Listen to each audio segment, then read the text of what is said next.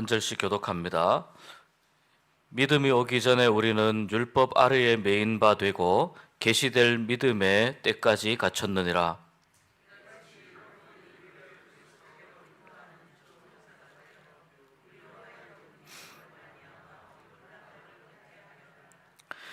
믿음이 온 후로는 우리가 초등교사 아래에 있지 아니하도다.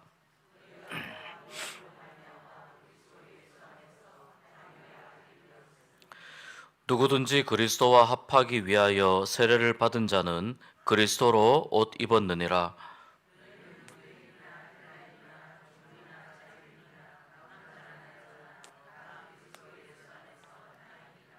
같이 읽습니다. 너희가 그리스도의 것이면 곧 아브라함의 자손이요 약속대로 유업을 이을 자니라. 아멘. 오늘 특별 새벽 기도회 셋째 날 주님 앞에 나오신 여러분께 또 기도하는 그 기도의 내용 가운데 주님이 은혜 주시고 선하게 인도하여 주시기를 축복합니다. 신앙이 가진 강점이 있습니다. 물론 신앙의 본질적인 목적은 우리의 모든 죄의 문제가 해결이 되고 구원받는 것입니다. 근데 단순히 여기에만 신앙이 가지고 있는 강점이 있다라고 말하기는 좀 어렵습니다. 너무 그러면 협소하게 생각하는 것입니다. 예를 들어서 그 좀 발전 상태가 약한 후진국에 복음이 전해지는 경우에 이 복음은 어떤 역할을 하느냐면 그 교육이나 또 의료 또 여러 가지 인권이라든지 이런 부분들이 제대로 갖춰져 있지 않은 그런 나라에 이제 복음이 들어가게 되면 이 복음이 사람들의 마음과 생각을 깨우게 됩니다. 그러면서 교육에 대한 그 필요성을 느끼게 되고 또 의료, 보건, 사회복지의 어떤 혜택이라든지 또는 인권에 관한 것이라든지 이런 것들에 대한 생각이 깨어나게 합니다. 그러면서 사회가 발전하게 하는 그런 힘을 가지게 됩니다. 신앙이 가진 강점이 바로 믿음을 가지고 그 믿음에 따라서 포기하지 않고 끝까지 인내하며 앞으로 나아가게 하는 것이 신앙이 가진 강점이라고 한다면 같은 이유로 신앙이 가진 단점을 이야기할 수 있습니다. 이것은 원래 신앙이 그런 것이 아니고 신앙을 잘못 이해하게 될 경우에 오늘 우리가 읽은 말씀처럼 잘못 이해하게 될 경우에 생기는 단점입니다. 한 번 믿고 내린 결론을 잘 바꾸지 않습니다. 이것이 신앙이 가진 강점이면서 동시에 약점이라고 볼 수 있습니다. 그렇기 때문에 내가 예전에 가지고 있었던 어떤 신앙적인 기준, 내가 예전에 알고 있었던 신앙적인 기준, 그런 내용들에 대해서 시간이 많이 지났음에도 불구하고 잘 바꾸려고 하지 않는 경향들이 있습니다. 신학도 마찬가지입니다. 저도 벌써 신학교를 졸업한 지 시간이 꽤 많이 되었는데 요즘 나온다는 표현이 좀 그렇지만 요즘 새롭게 계속해서 신학적으로 나오는 그런 내용들을 계속해서 공부하지 않으면 목회자이면서도 시대에 뒤처지는 사람으로 이제 살아가게 됩니다. 그래서 계속적으로 최근에 나오는 어떤 신학의 그런 다양한 내용들이라든지 또 신학적인 연구물들에 대해서 공부를 하고 접해야지만 저도 제가 가지고 있는 신학적인 기준들 중에 잘못된 것들이 있을 때에 그것을 바로잡아가면서 갈 수가 있습니다. 목회자이거나 일반 성도이거나 이 신학이든 신앙이든 말씀이든 계속 공부해야 한다는 것이죠. 원래 신앙은 매우 진취적이고요. 신앙은 삶의 변화를 가져오게 합니다. 그래서 신앙생활을 작정한 사람들이 신앙생활에 방해되는 여러 가지 요소들을 끊어내는 것을 많이 보게 됩니다. 죄의 영향을 받은 사람들이 만들어 놓은 이 세상에 질서가 있는데 그 질서를 복음이라고 하는 빛으로 새롭게 만들어가는 것이 신앙생활이기 때문에 기독교 신앙은 어떻게 보면 복음과 죄의 싸움이라고 볼 수 있습니다. 바울도 로마서 7장에서 이 자기의 싸움을 매우 치열하게 이야기한 적이 있습니다. 그래서 우리가 매일마다 고민하는 것은 무엇이냐면 복음적인 기준과 나에게 익숙한 죄의 기준 사이에서 끊임없이 싸우는 것입니다. 갈등하고 고민하면서 어떻게 복음적인 기준을 따라서 살아갈 것인가를 날마다 고민하는 것, 그것이 진정한 신앙생활의 본질 중에 하나라고 볼 수 있습니다. 아침부터 저녁까지 복음의 길과 죄의 길 사이에서 우리는 사실 고민하고 갈등하고 부딪힙니다. 어느 쪽을 선택하느냐가 대단히 중요합니다. 역사적으로 보면 지구가 우주의 중심이고 태양이 지구의 주위를 돈다라고 그렇게 주장했던 때가 있었습니다. 많은 사람들이 그것이 진리인 것처럼 믿고 있었던 때가 있었습니다. 그것을 천동설이라고 합니다. 지구가 가만히 있고 하늘이 움직인다는 거죠. 천동설이라고 합니다. 이 천동설을 이야기했던, 주장했던 중요한 그 그룹 중에, 지지 그룹 중에 하나가 누구냐면은 종교 세력이었습니다. 당시 가톨릭 이 종교 세력이었습니다. 그런데 코페르니쿠스라고 하는 이 학자가 나타나서 전체를 다시 관측해 보니까 지구가 중심에 있고 태양이 돈다고 하는 이 논리를 가지고 설명이 안 되는 현상들이 너무 많은 거예요. 다시 계산을 하고 정리를 해보니까 태양이 중심에 있고 태양 주위를 지구가 돌아야지만 설명할 수 있는 전체 현상들이 많이 일어나는 겁니다. 무슨 말입니까?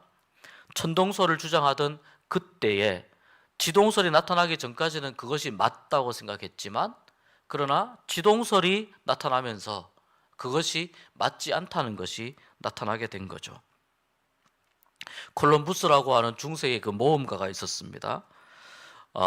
당시의 중세는 아시아 쪽에서부터 많은 물자를 이렇게 가지고 왔습니다. 특히 인도에서 나오는 진주라든지 향신료라든지 이런 황금을 찾아서 많은 사람들이 육로로 이제 인도를 갔는데, 육로로 인도를 가게 되니까 너무 시간이 많이 걸려서 이 콜럼부스가 어떤 생각을 했냐면은 지구는 둥그니까 계속해서 서쪽으로 항해를 하다 보면 인도를 만나게 될 것이다.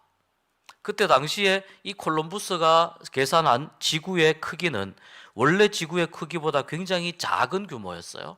한 달만 여행하면 인도를 만나게 될 것이다.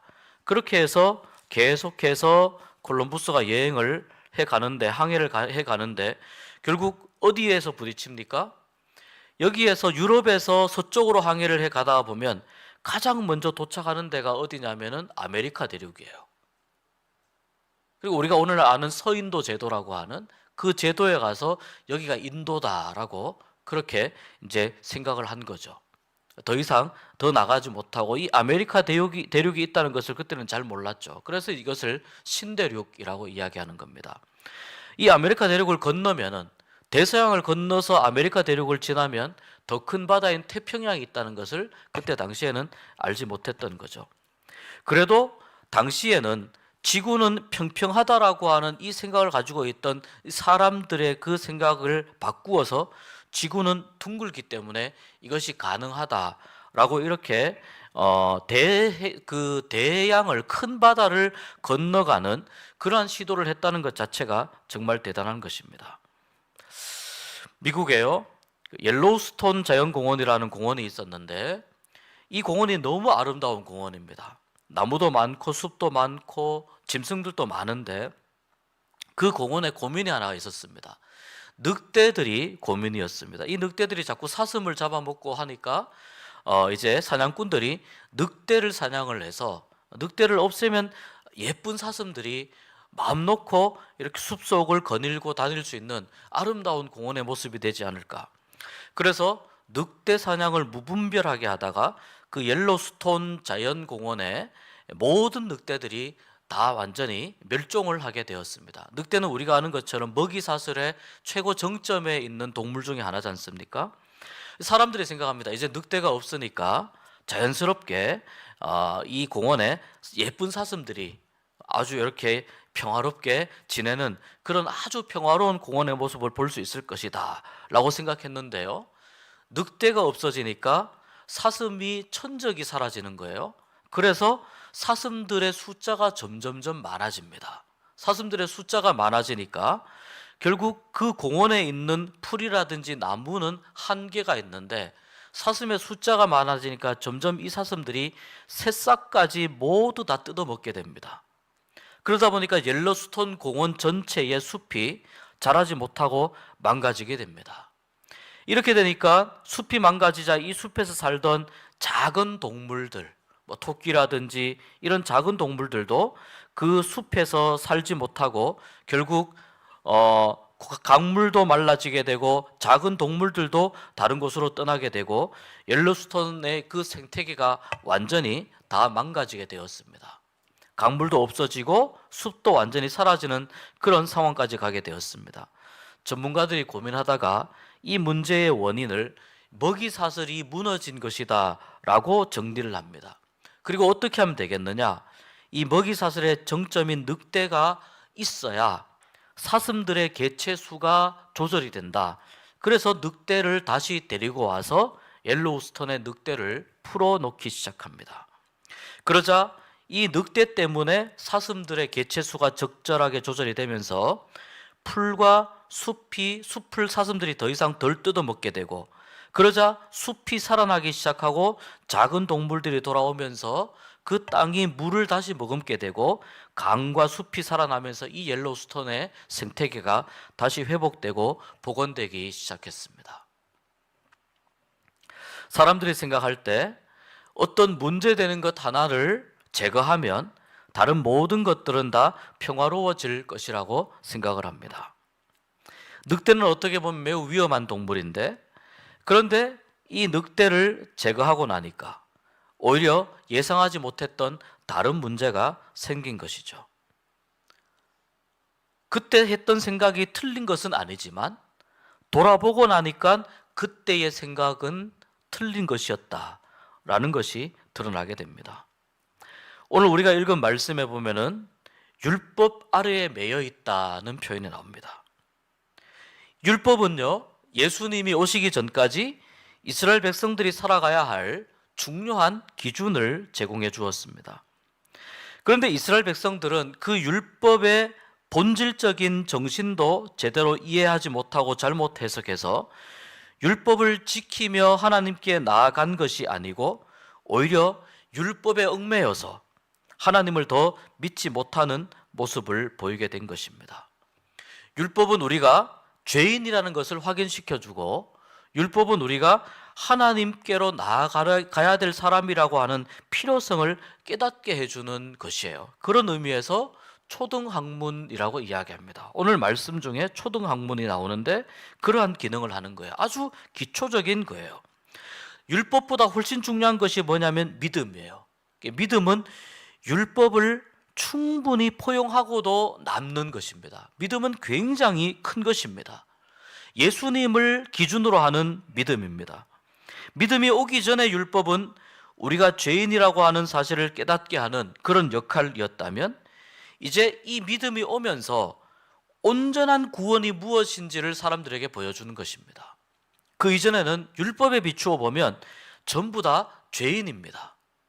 율법을 따라서 살 경우에 구원을 이룰 수가 없습니다.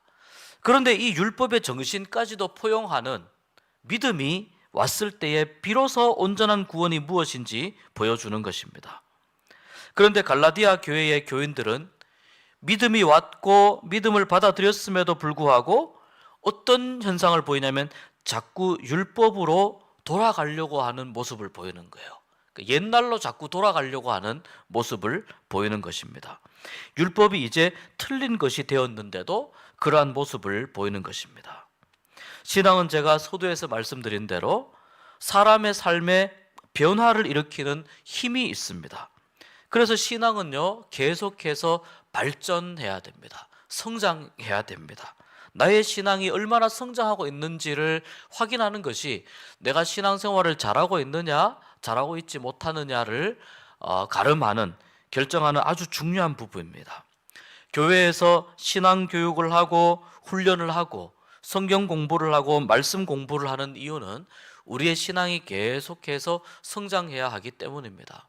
목회자를 비롯해서 모든 교인들이 똑같은 신앙의 성장이라고 하는 과정 속에 다 있습니다. 그래서 이 에베소서 4장 13절에 보면 우리의 신앙이 어디까지 성장하기를 하나님이 원하시느냐면 예수 그리스도의 장성한 분량에 이르기까지, 예수 그리스도의 장성한 분량에 이르기까지, 기독교 교육의 아주 중요한 개념이거든요. 여기까지 이르도록 성장해야 한다고 말씀하고 계십니다. 그 신앙이 성장하는 과정을 겪으면서 우리는 무엇을 알게 되냐면은 예전에 내가 알고 있었던 신앙의 어떤 기준이라고 하는 부분들, 예전에 내가 옳다고 생각했던 것들이 그것이 잘못되었구나라는 것을 깨닫게 돼요. 초등학문의 수준에서의 신앙을 이해했던 나의 모습이 이러이러한 부분들이 내가 정말 잘못된 부분이었구나, 이것이 어리석은 부분이었구나 알게 되고 점점 더 바람직한 신앙의 모습을 갖추어 가게 됩니다. 그래서요, 여러분, 교회가 가지는 중요한 기능 중에 하나가 뭐냐면 교육의 기능입니다. 교육과 훈련의 기능입니다. 우리가 기도해야 할 것은, 우리가 마음속에 꼭 기억해야 할 것은 우리의 생각이 완전하지 않다는 것을 인정하는 거예요. 우리의 믿음이 온전하지 않다는 것을 인정하는 것이고, 우리가 가지고 있는 신앙의 기준이 완전하지 않다는 것을, 그것을 인정하는 것입니다. 그리고 말씀에 비추어 보았을 때 그때는 맞고 지금은 틀리구나라는 것을 받아들이는 것입니다. 이것을 억지로 받아들이고자 하면 마음에 거부감이 생깁니다. 그렇기 때문에 말씀을 공부하는 과정 가운데에 자연스럽게 깨달아지게 됩니다. 말씀을 공부하고 말씀을 읽으면서 우리가 그러한 신앙이 나를 계속해서 온전한 믿음 가운데로 이끌어가는 그러한 은혜를 우리가 경험하고 누리는 것, 여기에 맛들리기 시작하면, 이 맛을 알게 되면 정말 신앙생활이 재미있다는 것을 깨닫게 됩니다.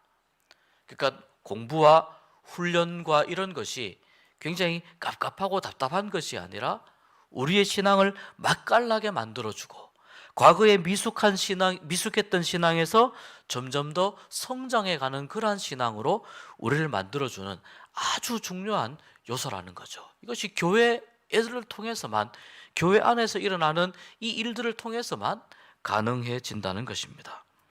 불완전한 나의 기준과 또 나의 생각과 고집을 내려놓고 말씀을 받아들일 때, 말씀을 수용할 때, 내 안에서 말씀이 역사하실 때 내가 미숙했던 모습들이 조금씩 사라지고 점점 더 성숙한, 하나님이 원하시는 성장하는 그리스도의 장성한 분량에 이르기까지 그렇게 나아가는 신앙의 모습이 될 줄로 믿습니다. 여러분, 올 한 해는 나의 신앙을 좀 업그레이드하는 그러한 시간이 되었으면 좋겠습니다. 여러 다양한 방법들이 있지만요, 제가 우리 교회 와서 주구장창 늘 제가 드리는 말씀이 뭐냐면 말씀과 기도예요. 이 두 가지를 확실하게 붙잡고 가면 그 외에 다른 여러 가지 많은 활동들, 이러한 부분들, 이 말씀과 기도를 바탕으로 만들어 가게 되면 자연스럽게 어떻게 되는 것인지 조금씩 알게 됩니다.